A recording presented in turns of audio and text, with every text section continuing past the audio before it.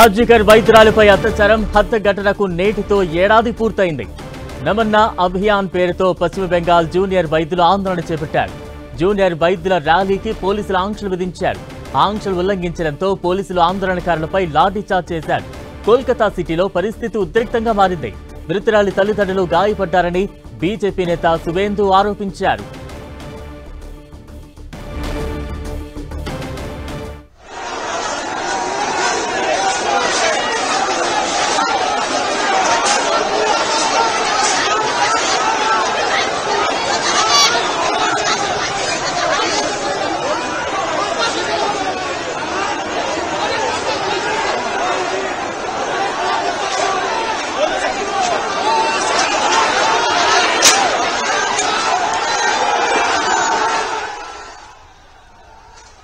ఆర్జికర్ వైద్యురాలిపై అత్యాచారం హత్య ఘటనకు నేటితో ఏడాది పూర్తయింది.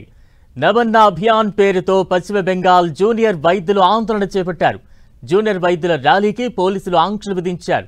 ఆంక్షలు ఉల్లంఘించడంతో పోలీసులు ఆందోళనకారులపై లాఠీచార్జ్ చేశారు.